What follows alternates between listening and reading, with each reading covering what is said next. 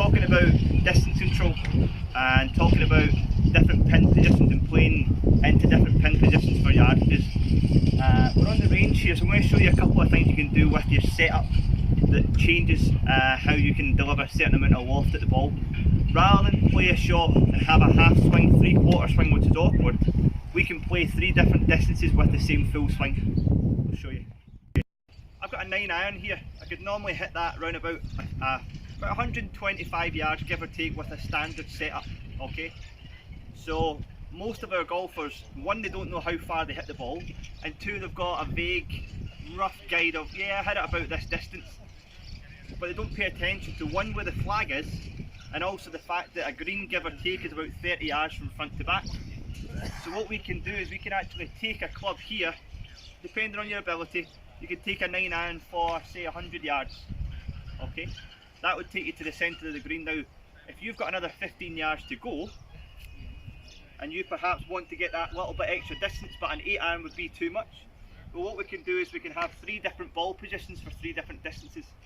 Okay, so we're roughly around about the centre of our stance, and give or take about shoulder width apart with the width of our stance, which would get it going for a standard distance. Now, the important part here is if I have my hands in the same position as a standard setup, you can see the ball position further back turns it almost into like a 9.5 iron. Okay, so I've de-lofted the club a touch just to get that little bit extra distance, just to get that little bit of a lower, more forward flight.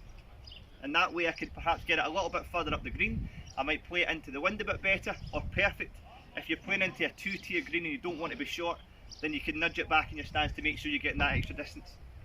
Now flip it over, if you're perhaps maybe playing off a tight lie a little bit, or the pin's tucked close behind the bunker, perfect. Now I can nudge it further forward in my stance, and I can add that little bit of loft, so that I can then send the ball much higher and land it that little bit softer.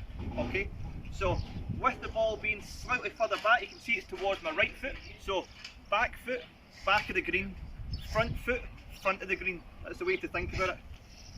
And you can see from here how my hands have angled the shaft, and I can get that lower flight so I can strike down on the ball and take the loft off it. Give it a try, and that way you'll be more closer to the flag on your approach shots.